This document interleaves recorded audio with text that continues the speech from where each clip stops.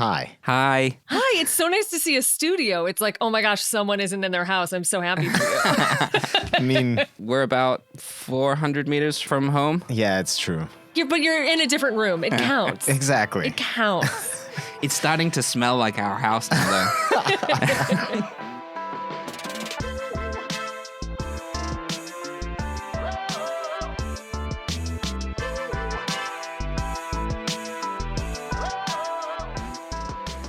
There are things we think we know about places. But history, prejudice, stereotypes, and the viral nature of 24-hour news and social media has made common knowledge about faraway places even more twisted than ever.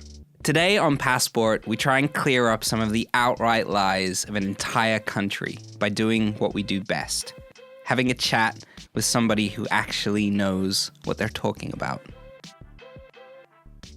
So this week on MisInfoNation, we're breaking the rules. We're popping on the mouse ears, grabbing a camera, taking a deep breath, and maybe a Valium, loading the kids into the car, and heading to the most visited country on Earth, if it was a country.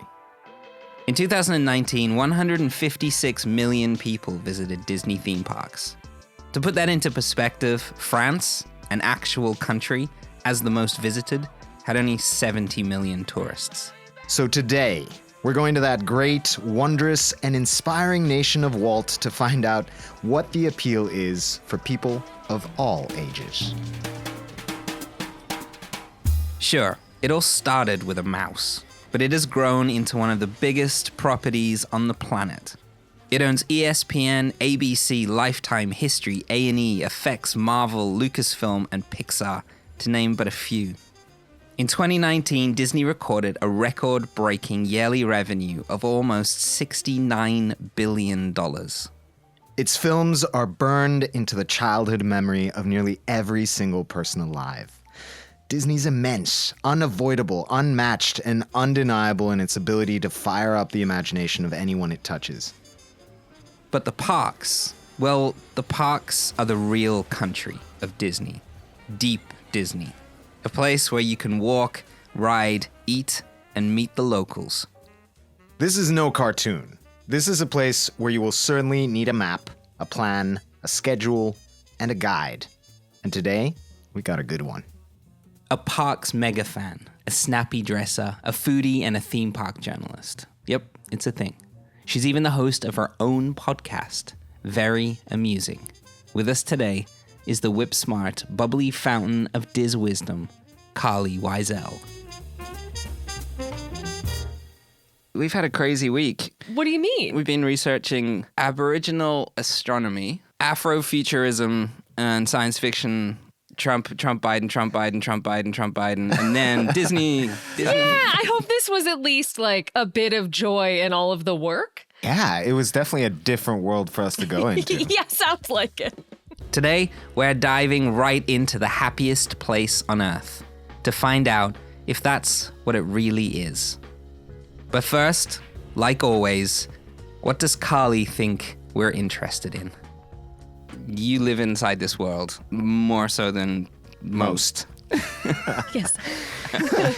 What do you think we're going to ask you about today? Oh my gosh. Okay. The basic rundown is like, what's the deal with adults who love Disney? That's like a big fascination for people.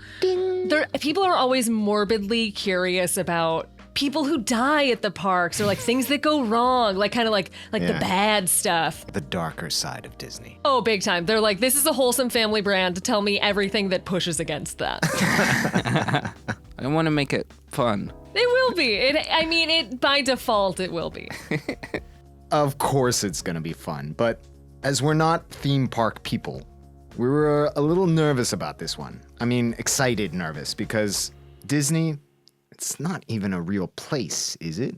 Yeah, it's not a real place, but it kind of is. Like, it's so big that it becomes its own type of territory. I mean, we just found out today that Disney World is bigger than Barcelona. Yeah, bigger than the city we're in right now. I believe it. Yeah. It's huge. It's huge. It's like 40 square miles, I believe. It's gigantic. Carlye's show, her writing, her Instagram, and everything she seems to touch, feels, reads, and looks like a bedroom stuffed with Disney characters has always been her backdrop. But as with most of our MisInfoNation guests, we got Carlye all wrong. Did you go to like Disney when you were a kid? I went a few times when I was younger, but for me, this whole bizarre, unexpected Disney journey began when I went for my bachelorette party, which you would probably ask, why is someone who isn't a Disney fan going there for their pre-wedding celebration? I don't know. It's just, it happened. It was very cold in the other cities I wanted to visit. So I wound up there with all of my best friends, and I left being like, I need to know everything. I need to know every single thing about this bizarre place because I had never been as an adult and it's such a different experience. So after that, I just was fully all in. Was it a joke? Was it I know it will be funny. We'll take Carlye to Orlando. Just drunk looking for strippers. It weirdly, it was so sincere. And looking back on it, it's if I didn't go on that, what would my job be right now? Right. Literally, what would I be doing with my life? Right. And you just never left. No.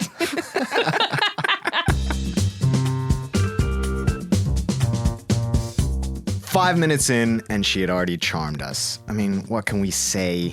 The people of Disney are definitely charismatic characters. But still, there is something incredibly odd about adult Disney fans. I mean, what is it like living in Disney as a grown-up?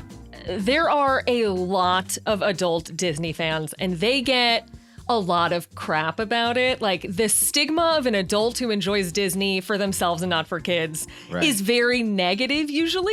Yeah. So I always like to say that I feel like adults who are into Disney have tapped into something about themselves that other adults haven't. A way to still have fun and be happy in that sort of carefree, gleeful way, even though your life has kind of evolved past it because adulthood is not very joyful most of the time. You're just bills.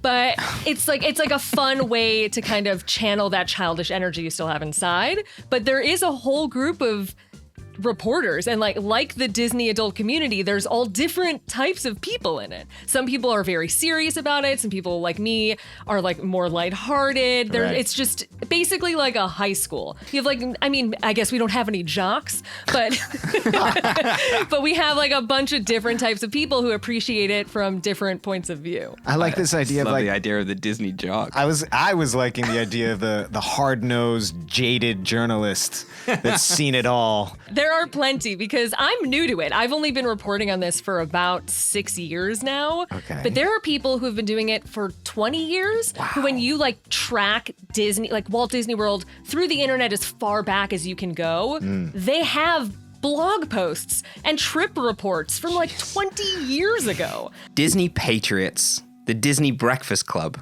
without the jocks, of course. Cliques and groups, even for two of the uninitiated, like me and Dre. Disney weirdly started to feel like its own country, with its own rules, traditions, and culture. Case in point, the parks are discussed, reported on, and scrutinized by fans and detractors almost as much as any country on the planet. There are hundreds of Disney podcasts. Yeah. Oh my God. It's so funny because I had the same reaction when I first discovered that exact thing. It was when I will never forget it. We were in the car at that bachelorette party and my friend was like, I downloaded a bunch of these podcasts. And I was like, what are you talking about? There's people that are just gossiping about Mickey Mouse. This can't be real. Cut to me having my own. But that's a different story. But with Disney as a country in mind, by that rationale, arriving late in her life, does that make Carlye an immigrant?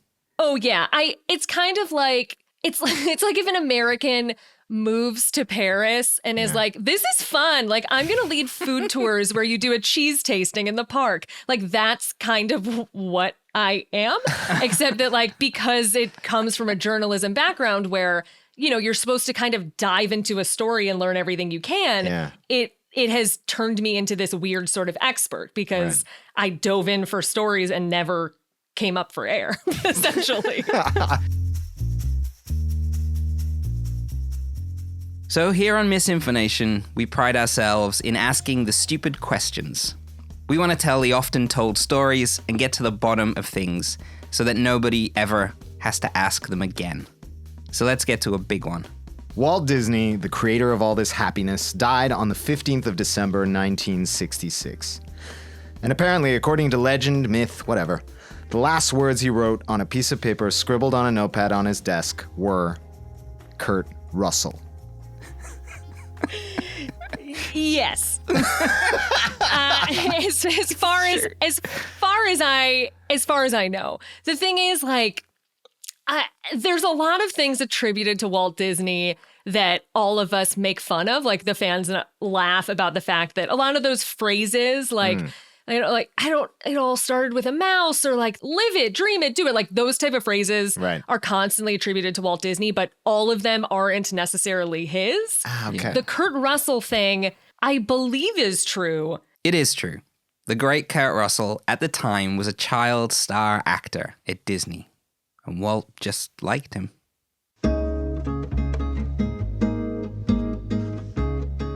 There's a myth here in Spain where we make the show that Walt Disney is Spanish. Yeah, I know. But there's a small town in the south of the country which mysteriously claims Walt Disney as a Spanish son. Maybe Carlye would know. So this is real funny because I'm from Chicago, and in Chicago there is a place called I believe it's the Walt Disney Birthplace Museum. Right. So this smells like a controversy to me, because I know there's this place in Chicago. They're like, we got it. He's from here. And he has like very distinct Midwestern roots. Mm-hmm. But what's the deal with him supposedly being Spanish? Spain generally tries to take credit for stuff like discovering America. But I'll just read you. So this is an article from The Guardian. The subheading reads, in 1940, 2 suspected FBI agents turned up at a seaside resort in southern Spain looking for a birth certificate. Could this document have held a secret Walt Disney was desperate to hide? That he was the illegitimate son of a Spanish noble and a washerwoman? As Disney celebrates its founder's centenary, Giles Tremlett visits Mojácar, the town that believes Uncle Walt really is one of the family. And if you go there, they will try to convince you. Posters, paintings, pictures, characters, like they're really hanging on to it. You can't do that. He's like the most American thing we have. I know. I'm looking up the Birthplace Museum to see if their bios is anything like, he was not born in Spain, or In anything Mojácar. Specific. How dare they come for my hometown boy? Well, now you know how South America feels. Oh, Carlye, if you go to Mojácar, please tell us. We want to be there. Just you in a map of Chicago. All of you people, you're wrong. This is fun. So the mayor of Mojácar in the 50s used to spread this urban legend. I guess he wasn't expecting the CIA to turn up. The story goes that Walt's name was actually José Guirao, son of a man with the same name and a local beauty, one Isabel Zamora Asensio. So Jose Sr. died when Jose Jr., or Walt, was an infant. Isabel fled with the baby to Kansas, then Chicago. It seems, ironically though, that this is all an elaborate fairy tale. Though the myths of Disney's birth are little known, the myths of his death, or rather, where he is being dead, have dominated what you think of Uncle Walt. To most people, Walt Disney is not dead at all. He's merely frozen, a head in a jar, waiting for the technology to bring him back to life. Okay, so my expertise in theme parks sadly does not reach to understanding cryogenic freezing. However, I would love to believe it. Yeah. I want this to be true so much that I believe it to be true. You heard it here first, You heard it folks. here first. Expect Walt Disney. As soon as Elon Musk gets his shit together. I think people are often not thinking this through, because let's say his head is in a jar somewhere very cold, and then they can Right. bring him back to life on someone else's body because he had lung cancer, so his body is toast. So Right. they put this Walt Disney head in another body. He's immediately going to start chain smoking because that's how things work. And he's going to be like, get me my female secretaries. stories, and you're gonna be like, oh wait, a lot has changed. If they bring him back to Walt Disney Imagineering and they're like, create a ride for us, Uncle Walt, and he would just make a bunch of stinker rides, and they'd be like, why did we reanimate him anyway? I just love the idea. I love the idea of him just destroying everybody that they gave it. Exactly. And also just getting fired from the actual Disney company, being like, these ideas that you're bringing to us, Walt. Slapping women on the bum, just like being horrendous. So we riffed on unwoke woke Walt for quite a while, but we'll spare you the discourse. Onwards, because Disney for most is movies, and we had a couple of things we wanted to get straight. I'm just very curious because both of these things make perfect sense. The face of Aladdin was modeled on Tom Cruise, and his pants were modeled on MC Hammer. I've never heard that, but I'm going to choose to believe it. Yes! Yes. Do we win? I don't know. But it's small more victory. It's definitely more fun. I mean, if I am allowed to phone a friend, I can text someone who will definitively know the answer. Oh, let's do it. On, and Let's we do can it. come back Okay. to it. I'm going to text. So this is my friend Drew, who ironically, he is my like go-to Disney animation guy. He knows Right. everything about animation, but he also hosts a Mission Impossible podcast. Oh. Like the Fuse. So if anyone knows, Wow. Drew would know. So while Carlye phoned a friend, we hit her with one more totally insane maybe fact. Can I ask this one? Yeah. Yeah, okay, all right. Disney, the company, was sued for the deformation of hyenas in The Lion King. A biologist was upset at how they depicted hyenas. Yeah. Not only like physically, but also their character. personalities, Yeah. yeah. He's like, they're not that bad. no, this is bad for What? hyenas, and he tried to sue them. Yeah. Oh, no, I think he was successful. No. Yeah. No.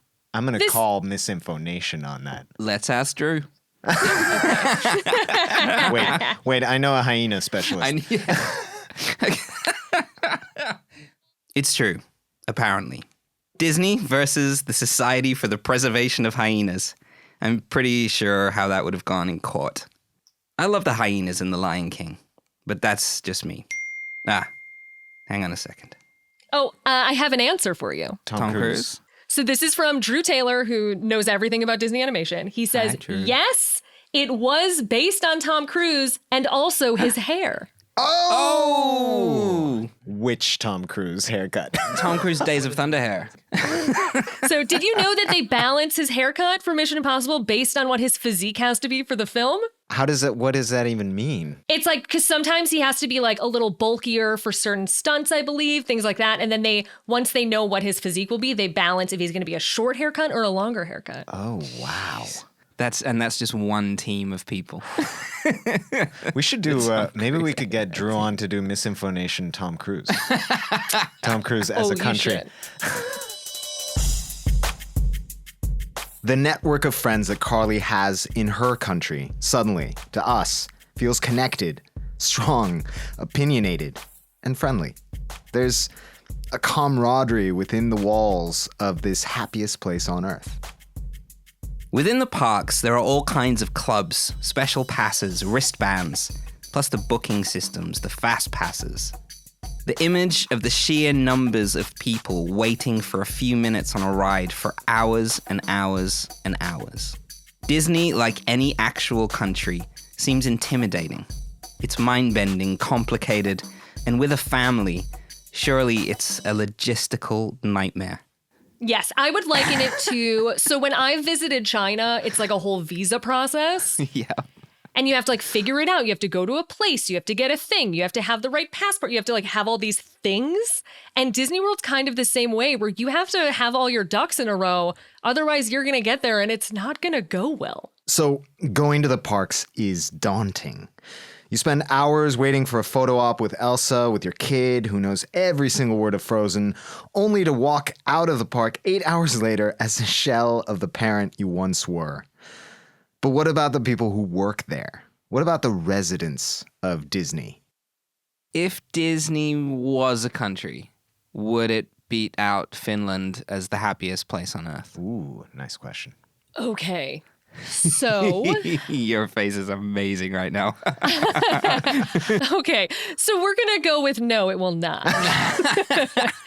If you are visiting, absolutely. Like, definitely the happiest, most magical place on earth. But the truth is, a lot of people power Walt Disney World. It's tens of thousands of people. It's crazy. And people who work there some of them are having a really hard time.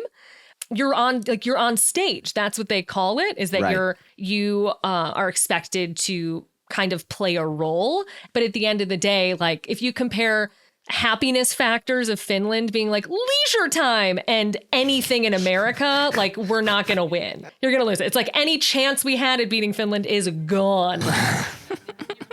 For me and Andres, the most fascinating people in the land of Diz are the ones who go there day in and day out to work. We wanted to know about the people behind the curtain, the people on stage, as they call it. There are a multitude of rules if you want to make it as a cast member. Disney characters at the parks are fired if they remove their heads. Yeah. I mean, I don't have like, I can't like point to an employee company agreement that says that, but character integrity is very, very important to the Walt Disney Company. That's like a phrase that they use. You're not going to have Mickey Mouse knowing how to do a famous TikTok dance in the world of Mickey Mouse. So you just really don't want that to happen. Wearing a duck head and working is one thing, but what about the face characters? You know, the people that don't wear masks. How does that work in the Diz biz? They're called face characters. That's like a Cinderella, a Mary Poppins, where you can see a human face and not like a head instead of their face. Right. So I'll go and they'll have a whole conversation with you in canon of, say, Frozen. And you're like, yeah, like, I love your powers. And then they just keep going. They just keep going and going and going. And they can live within the world of their character. And I've had improv training and I'm still like, I got to get out of here. So, Disney is frantic, pricey, mainstream, ubiquitous, but it's also mysterious. We hit Carlye with some of the stranger parts of the park, including an elite members club, hidden, filled with booze, great food, a decadent oasis in the middle of a frenetic wonderland. It's called Club 33. But what is it? Club 33. What is it? And have you been there? I have. Club 33 originated at Disneyland Park in California. It was essentially intended at first for companies, corporate sponsors, things like that, because Walt really needed that money to make the park happen. Right. But having Club 33 was like a place for them to socialize and things because there wasn't alcohol served in the park. Over time, it has evolved to this private members club that essentially serves as a sit-down, multi-course restaurant. And to have a reservation, you either need to be a member or you need to have had a member make a reservation for you. And then attached to that is a bar that is members only. Great cocktails. It's fantastic. They have like fancy like ice cube machines. And they now have one in each of the 4 theme parks. It's very, very hidden. But the Walt Disney World one, a lot of people still don't even know it exists because they're just kind of hidden. The original skeletons inside the Pirates of the Caribbean ride were real. Okay, so this is like a much discussed thing. To this day, I don't know either way. I can phone a friend who is my Pirates of the Caribbean guy. You have amazing connections.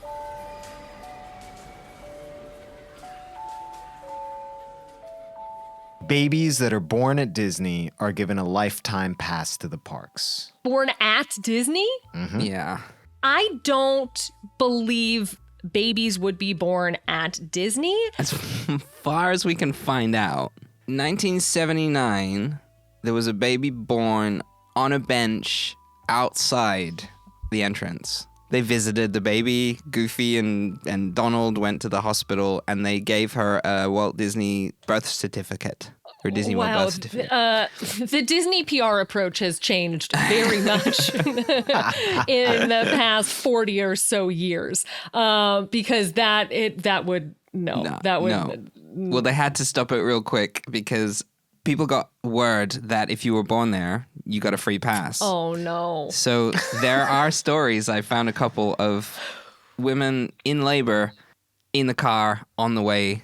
I mean, doesn't that, okay, to bring it full circle, doesn't that kind of make it its own country? Yes. Because you're like trying to give birth to be like, they made it in. Yeah. They're a That's citizen. it. Well, it's Disney anchor babies, Yeah, basically. Disney anchor Yeah. babies. Is what we're talking about. As happy and magical as it seems, to the outside world, Disney does have its secrets, its darkness, its horror. Oh, damn it. Oh, I have an answer about the skull. Pirates of the Caribbean, right? Yes, this is back to Pirates of the Caribbean, wondering if there is an actual skull on the ride. This is from my friend Todd Martins, who works at the Los Angeles Times. He writes a lot about Disney, but is also the biggest Pirates of the Caribbean fan that I know. Fantastic. And he mentioned it was a long-standing myth, and Disney doesn't really comment about it because things in the 60s were much different than they are now. The chances of it being real are slim, but likely none. Okay. And I guess he mentioned that people have called upon evidence that they worked with UCLA. And if they were real, it was probably, this is me talking now, not Todd, but if they were real, it was probably originally and no longer. The more and more we talk about it, it does feel like a country. I'm having a weird MisInfoNation moment, which I didn't think we were going to have, where I'm suddenly like seeing the complexity that I've never thought of. Oh, yeah. And you have to keep in mind, like, my social circle when I'm talking about Disney Twitter is people who write about Disney and people who are vaguely 20 to upper 30s who are on Twitter all day. So you have like this tiny hole. And then there's so many other groups. There's people who, like message boards is a huge part of it. There's this thing called Diz boards, which was started by the Diz, who were one of the few like original main Disney websites. There are people who are messaging on those message boards all day. And like, it's 2020 and they are in message boards all day. It's a lot. It's a huge online community of, I guess, expats in a way, because not all of us are Floridian, but we're still like mentally, socially, electronically involved in the goings on of Walt Disney World every single day. The goings on at Disney every single day have been looked at and reported on for nearly 70 years. Everything there in the parks is taken care of with an incredible attention to detail, and it has nurtured a fan base beyond the norm. And a global one, too. Nostalgia and images, which Disney has in spades, is one thing. But what about smells? The most powerful memory sense. Turns out Disney has a handle on that, too. Do you know what the Smellitzers are? I assume those are the crystals that they use for scents in the ride. Is that the brand name? Oh, wow. Yeah. Look at her. They're real? Oh, they're real. I've seen them. Wood and saltwater scent is pumped into the Pirates of the Caribbean ride. There are more too, many more. They're funneled in all over the parks, and they're all named Polynesian Paradise, Haunted, Rome Burning, Flying Over Orange Groves, Bakery, Wilderness, Campground, Banshee Flight, Contemporary, Popcorn Stand. There are many, many more. All of those are so popular that there are many, I am not exaggerating, many candle companies that recreate those scents and sell them as like this scent or that scent. I just moved it. I had one on my desk that was like Spaceship Earth, and it's a candle that smells like the interior of a ride. Oh, here it is. I want to show you. Oh, she found it. There it is, Spaceship Earth. And then this cool one has a little 3D print of the attraction. Oh, it's actually super cool. It looks spacey. The font has a kind of like spaceship vibe going, and it looks like it has a little like spaceship inside. And so it smells like a scene. it. It smells like this scene of the ride that smells like fire. My It's imprinted on people's brains. The images of Disney films are imprinted on your brains from when you're a kid. Now they're doing it with smells.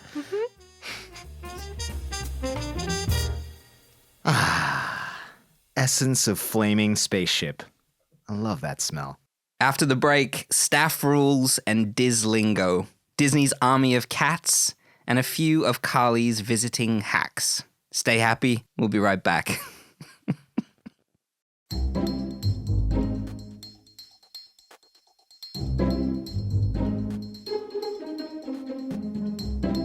Can you tell us something about Disneyland's Army of Cats? Yeah, it's real.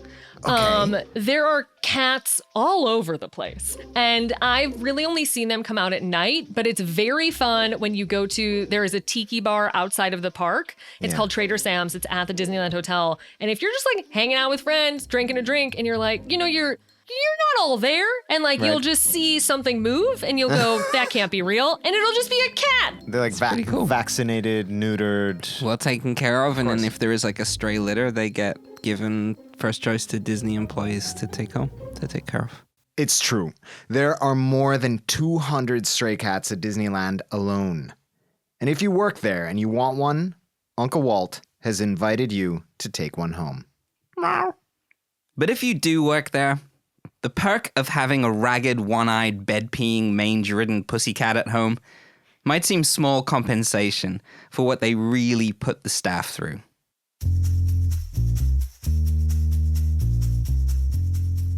Employees have secret codes, so slang or secret code that all cast members know. I would probably confirm. Let's see if you've heard any of these. Okay. White powder alert. Yeah, that's for spreading ashes. Wow! Ding, Yeah. ding, ding, ding, ding. First guess. People bring like an urn Yeah, with the remains of a loved one. Aunt Sally, who really dug Pirates of the Caribbean. And they want to put them in Pirates of the Caribbean. Yeah, it happens. Code V, or protein spill. Protein spill is puking. I'm friends with Mickey. So when you're friends with a character, that is the best way to publicly discuss someone who portrays that character in the parks. Right. And I do it in my personal life just because I'm often around other people's kids at these parks. And I'm very cognizant. Like, I talk differently in the parks. I usually in real life swear a lot. So I'm very careful when I'm in the parks. Right. And because you don't want to spoil the magic for them. So it'll be like, oh yeah, I'm a friend of Cinderella's, or I'm friends with Goofy. Aw.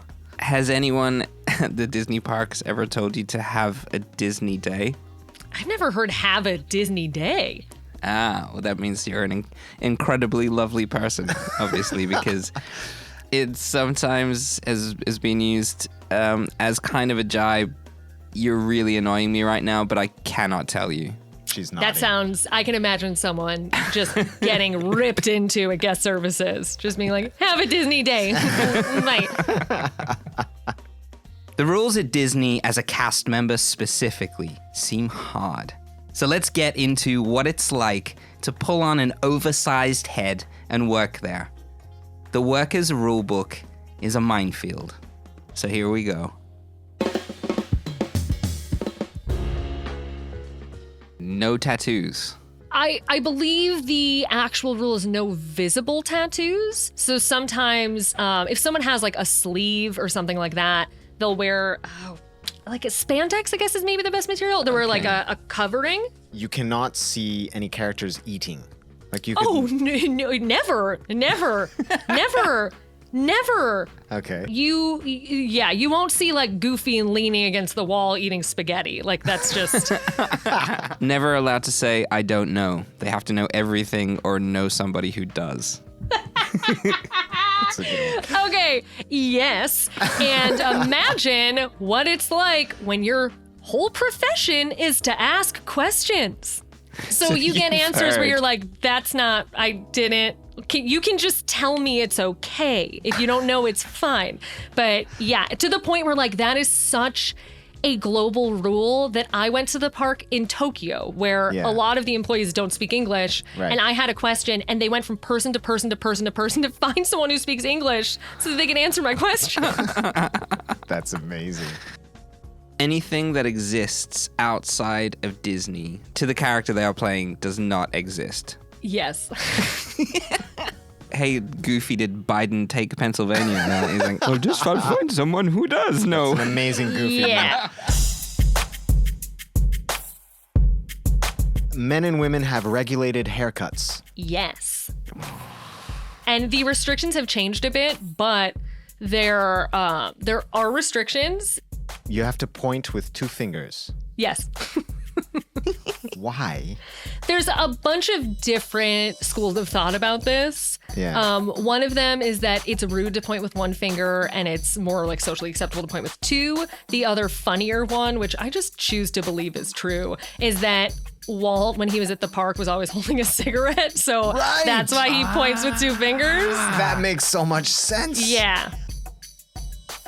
Is it true that Disney employees have Disney-issued underwear? Oh, I don't know.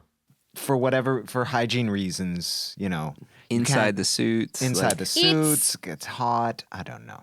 Do you have I'm gonna find out. You have a go-to person. Ooh. Amazing. Oh God, this is going to be a great comeback. I can't wait for this one. So again, while we wait on Carlye's friend, one of the biggest surprises from breezing through some of Carlye's reporting on the parks is her photos of world-class food. The food at the parks is terrible. False as it can be. Also, how dare you?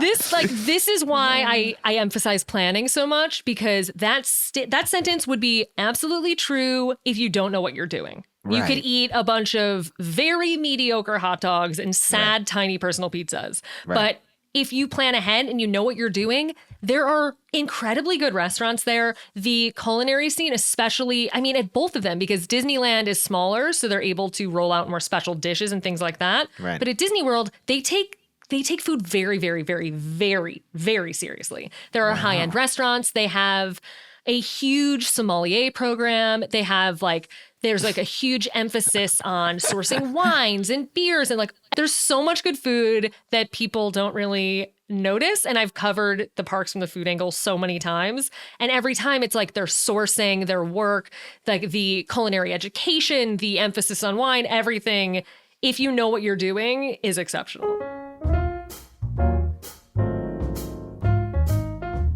At Disneyland, sure, there's corn dogs and popcorn, but there's also amazing-looking sourdough loaves, artisan breweries, lobster nachos, handmade ice cream, killer-looking pizzas, beignets, fried chicken, and crazy, crazy fine dining. Disney World has a $180 9-course sushi menu at Takumi Thai. Or you could head to Victoria and Albert to wax a couple of Benjamins on a pretty fancy dinner jacket only atmosphere, which does not allow children under 10. But Disney's diamond in the food crown is 21 Royal. 21 Royal at Disneyland commands a $15,000 price tag for a table. That's $1,250 per person. There's a gin fizz named for Walt's wife Lillian, $400 bottles of vino from the Napa Valley, dishes like a Cetra caviar, sea urchin soup, and bison tenderloin. So the food at Disney is certainly not lacking in quality. Like in most countries, you have to know where to find it. Oh, I have an answer for you. Oh, yeah? About the underwear? I believe no. So I was going to say no. I asked someone who could answer me for costumed characters. Right. So for regular people, I'm going to generally just say no. But for costume characters, they will get a layer to wear. So it'll be like a t-shirt and shorts, or like a top and leggings, things like that. Like just a layer. okay. But they're not out here being like, here are briefs. Makes sense. No underwear sharing. While there was a part of both of us that felt like a week at Disney might have been akin to a psycho kaleidoscopic sing-along merry-go-round hell on earth, the food and the spirit of the place had us. The weirdness of it had us. So if we were gonna go, a couple of Disney newbies, what should we do? Okay, plan everything in advance, very advance. Until recently, until the pandemic, you had to book dining reservations 180 days in advance. So this isn't like a check a few Instagram locations, bookmark some cool stuff, see how it goes. Like, you need to be planning this like you would plan for a child's college tuition, essentially. Wow. I would also recommend spreading your trip out over more days. It can be very, very stressful to try to see everything with 1 day per park. It can add up to a lot. So if you can do a longer trip, 6 days, 7 days, take a break in between, kind of be able to still schedule in time to relax, because if you don't, you will just go until you fall over. And I would also recommend regardless of where you stay, to consider spending time and having a meal at one of the hotels, even if it's not one you're at, because it's a theme park resort. The hotels are also themed. And so there's a lot of really cool experiences at the different hotels that you wouldn't see otherwise if you never went. What does it feel like hearing these kind of myths or legends or misconceptions? How do you feel about it? How do you deal with that? It's funny because this type of stuff, and the reason why some of these answers I've just been bumbling about, is because this is not part of the normal lexicon for someone who loves Disney. These are the conversations that are really happening outside of the fandom. Right. That's the type of stuff that we're like, oh, we don't even mess with that. Like, there's so much interesting stuff happening within our world that we're not even, like, the lore, we just breeze on by. So it's interesting to be like, oh, people are still talking about these things that we thought were just on BuzzFeed 6 years ago and have kind of subsided. Like, there's still things that people are curious about. Right. That's really cool. Like, so like as a country, everyone's still thinking the same thing about you, but you've gone past it a long time ago. If there's something that happened 2 weeks ago, it's old news for us. It's because it's exactly what we find on this show. Of just the whole of MisInfoNation usually ends with us like going, oh, damn. Right. Okay.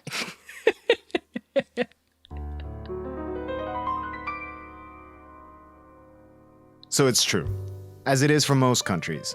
The people who live there, they don't see the lore, they don't see the strangeness. They see it as their own culture, their own lifestyle.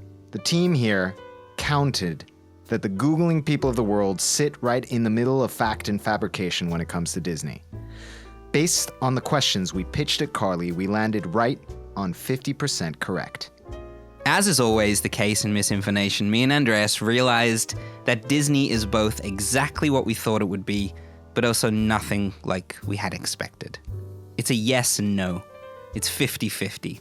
That's a result that can only come from a basis of lore and fantasy to begin with. This bonkers, tight-knit community who can still connect to being young in a way that most cynical adults can't, felt giddy, fun, and compelling. And to be honest, in 2020, a necessary blast of joyous fresh air that smelled a little bit like Spaceship Earth. So what's important to Disney people, Disney nationals, or as Carlye puts it, expats? Well, it's not exactly what we would assume it would be. But we got the feeling that Disney adults are as unashamed about their love for the happiest place on earth as any kid would be. Are you proud of being a Disneyite? Big time. And especially because I have crossed over the threshold. I used to be on the outside, and now I'm on the inside, and I have friends who are also obsessed with it and who work there and who know things and who report on it, and it's great. I didn't know what I was missing. I have so much pride. I have a section of my closet that's all my Disney clothes. Like, it's a lifestyle when you're a fan of it. You really become a citizen, I guess. So yeah, I'm very proud. Do you ever just say to your husband, like, hey, I'm going home for the weekend, and then you just go to Disney? It's funny you say that because I don't think I mentioned this. They say welcome home whenever you arrive. Like, that's the nomenclature. Like, that's what they say. For a lot of people, even though they don't live at Disney, it is their, like, emotional home.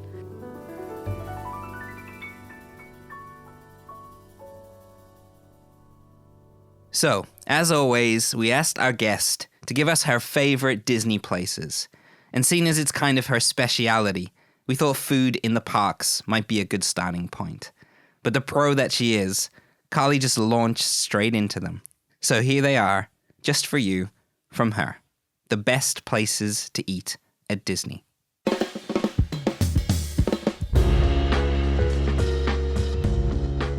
Okay, number one spot, which is actually not at the park, it's at Disney Springs, which is their, like, free, no admission charge outdoor mall dining district.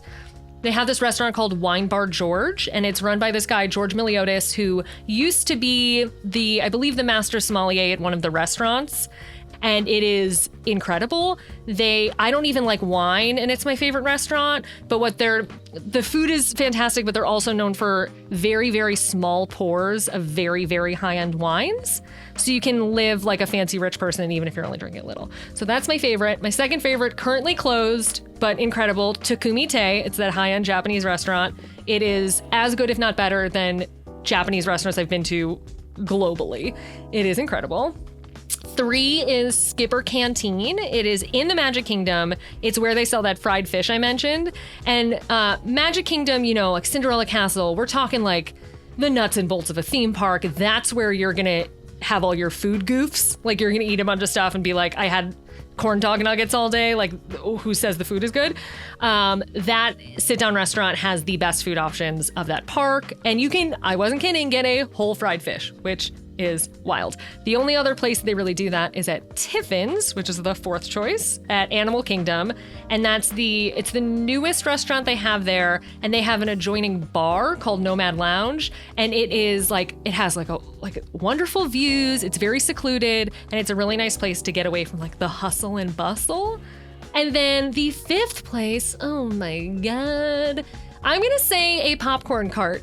I don't care. I love the theme park popcorn. Oh, I guess there's some really good caramel corn at this store called Caramel Couche. I don't know how to pronounce it. It's in the Germany pavilion at Epcot, and it is unbelievable caramel corn. So regular popcorn at a stand or caramel corn there. That park knows popcorn.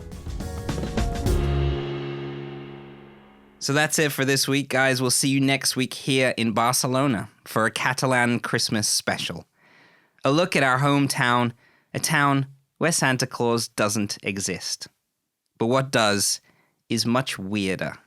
In the meantime, as always, you can follow us on all social media at Passport Pod and at Passport Podcast on Instagram. Go to frequencymachine.com for more info on shows and on us.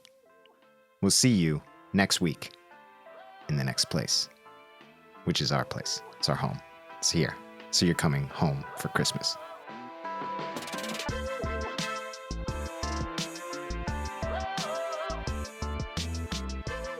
This episode of Passport was written and produced by myself and Andres Portos.